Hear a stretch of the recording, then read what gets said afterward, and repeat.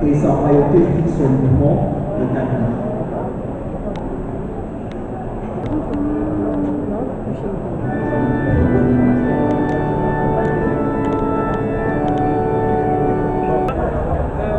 Une année à papa la mission Etienne Tshisekedi, la coquille une année à Sam Abélé, il y a un élément qui est venu, ça la reste, toi, en français. Dans la caméra. Yo souvenir papa Etienne Tshisekedi azalaki papa ya bana ebele. Vraiment na kati na ye tozwi ba exemple ebele. Lelo soki IDPS ezali lelo monde entier eza wana ye papa Etienne Tshisekedi. Soki ezalaki mpona ye te nde IDPS eza te. Donc aujourd'hui l'IDPS azovivre à cause de lui. yango wana eza souvenir ya monene mpona ngai. Pani te kosepelaki kosala kaka mesa ngo nyonso bana nyonso bosangana esika moko bosepeli bao basala mpona bango basala mpona bango. Po baeglise catholique eza ebele tobilobi ke baeglise etonda parce azali papa ya monde entier azali papa ya bato nyonso ya peuple yango tolobi totondisa baeglise bamosusu balime te bamosusu napesa bamosusu na baprovince partout tolobi ke totondisa parce que azalaki papa ya peuple.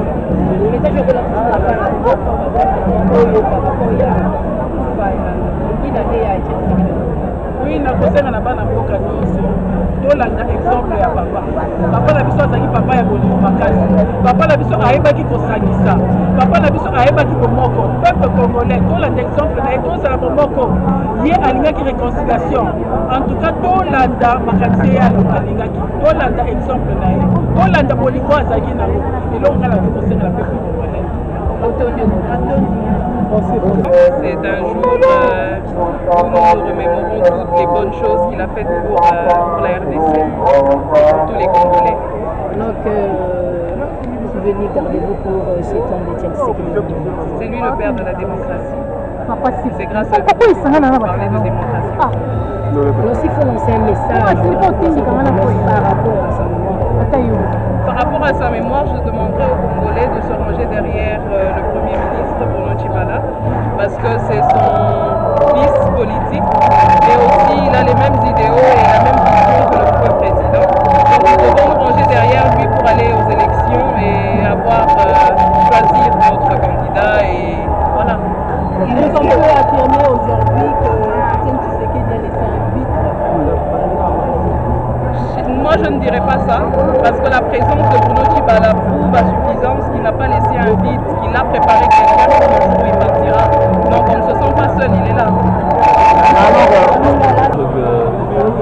Tshisekedi était et reste un patrimoine national et international. Tshisekedi n'appartenait plus à sa famille seule.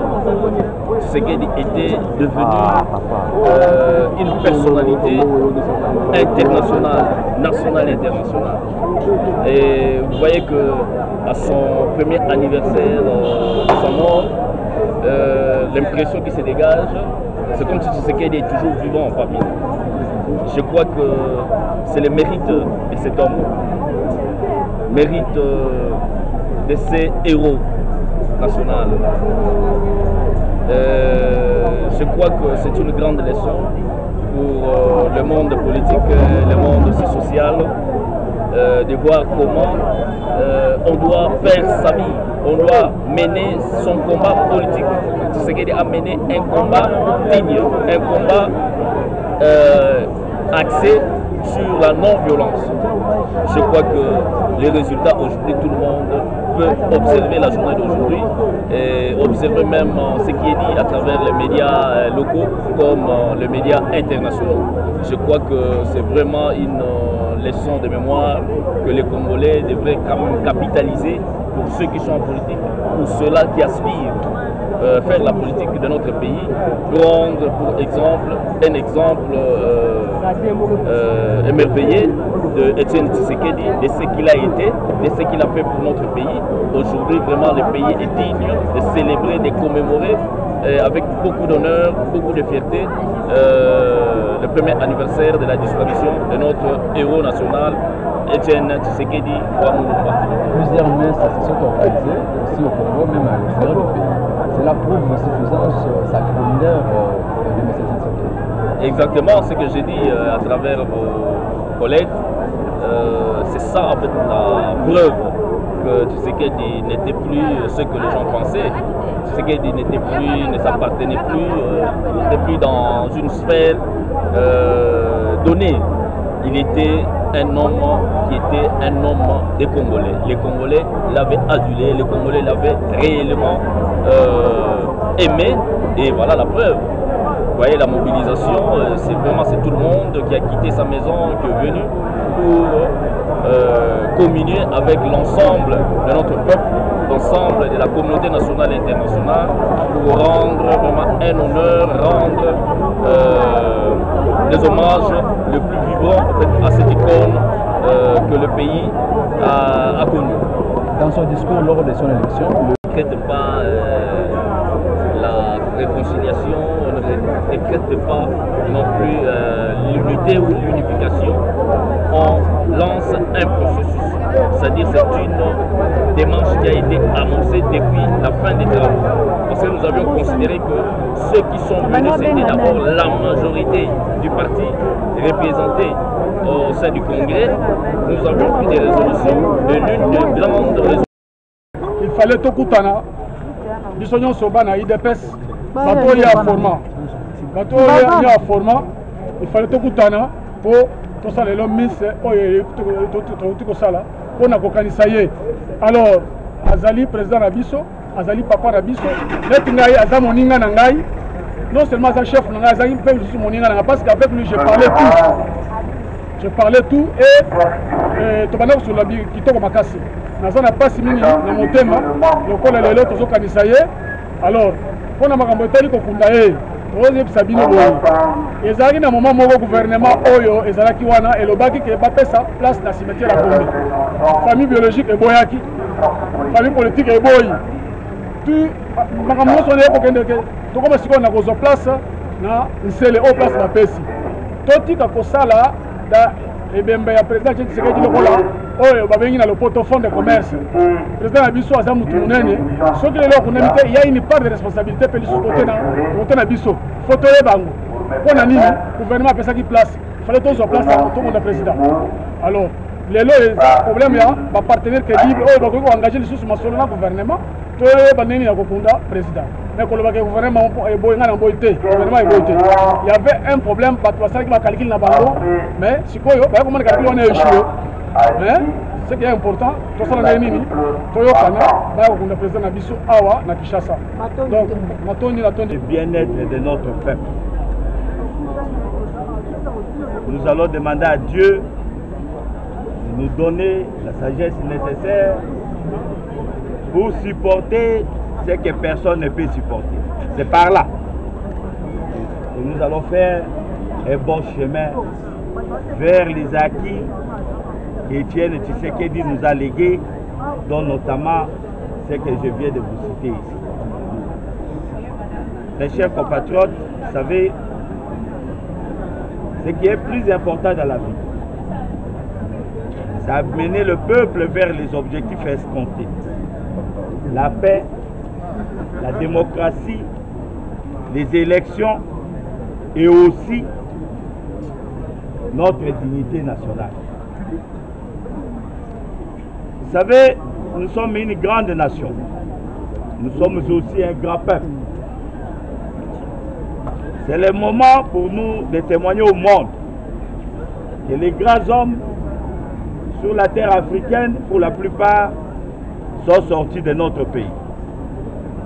Rappelez-vous, dans l'histoire, il y avait un Patrice Lumumba. Dans les temps des années 60, où il avait été sur ce lieu pour célébrer cette messe de grâce en mémoire de l'illustre disparu, Etienne Tshisekedi Wamulumba.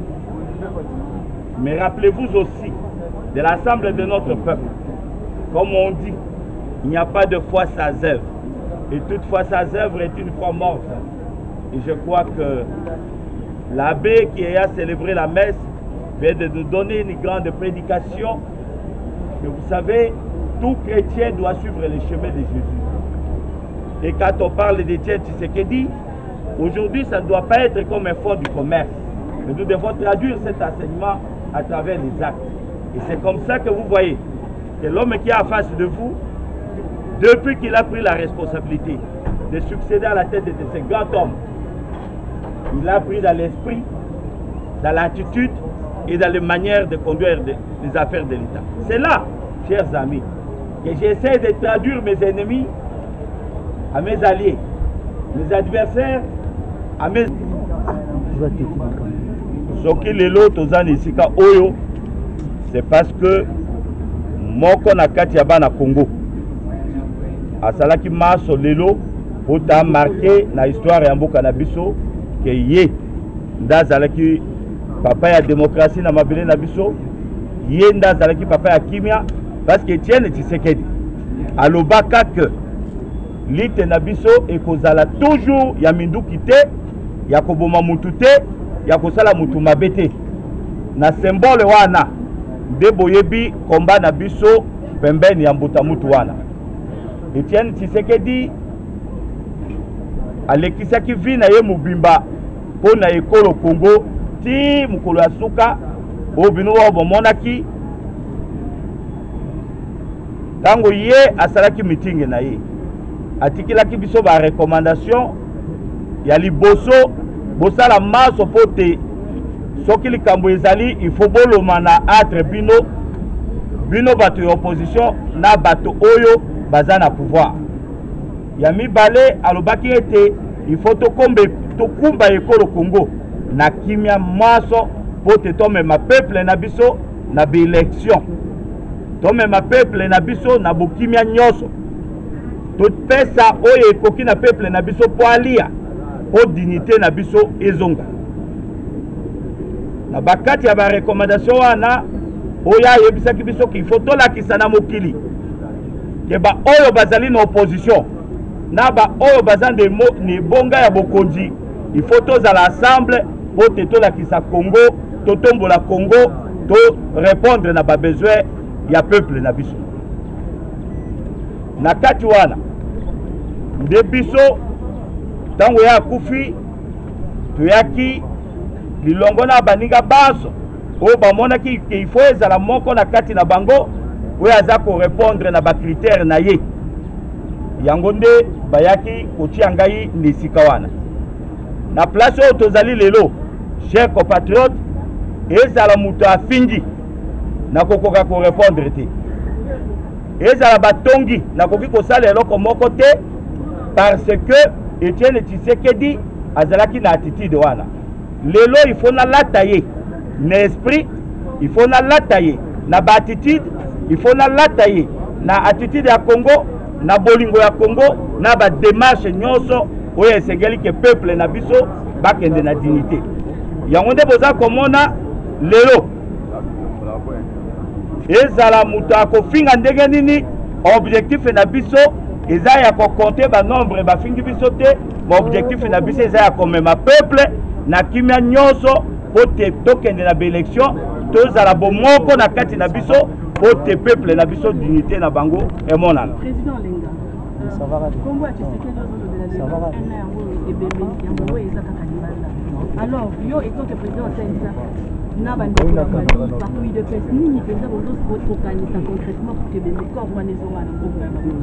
je crois que Boyoka qui va résolution auto salaki nzambo ya likolo ayebi auto za kosala na compromettre eloko moko te na population, mais parmi ba mesure ya décrispation oyo ekoleka nyonso ezali retour ya ebembe na ye. Vous savez, chers compatriotes,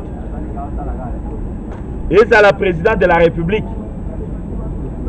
ezala bato nyonso tosi tosololi dossier wana,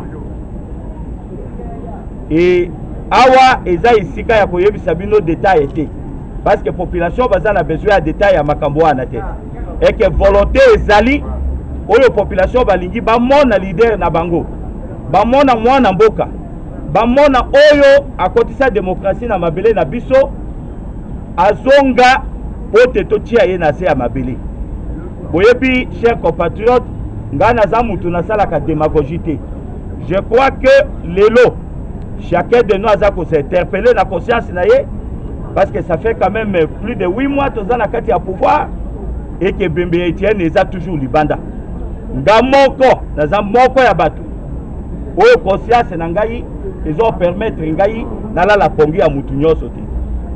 Mais na koyebisa peuple na vie eloko eleki nyoso c'est d'atteindre ba résultat. Eloko na compromettre bino et que tokotoke ba porte nyoso et lokola mbola matadi ye moko oyo aza mokonzi ya ekolo Joseph Kabila apesa même esika moko oyo bomonaka na Gombawa comme bisika mosusu oyo toza ko explorer na banza likambo oyo ekuumela lisusu te.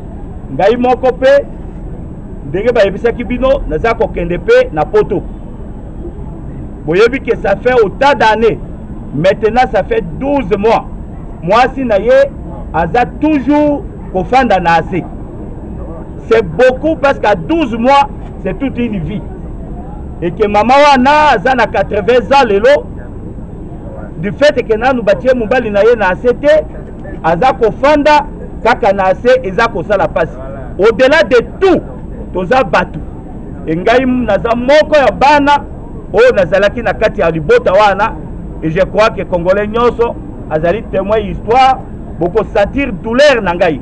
Non seulement un an Etienne azakaka na ba frigo mais ça fait un an maman na biso Marthe Tshisekedi azako fanda kaka na ase ezako pesa biso pasi mingi na age wana certes mobala atikie mais ta o nzamba apesi po atikala na ase il fallait que toi encadrer lolenge mususu bana oyo ya atiki naza ko comprendre douleur nini oyo bazana yango ya komona lelo autant d'années un an mobimba papa na bango azali banda mais il faut bayeba na maso wana oyo eleki maso eza solution et que solution eza lisusu musika te ngana kokota na démagogie te mais toza ko négocier toza ko sala maso parce que problème ya kozonga ce n'est pas ça.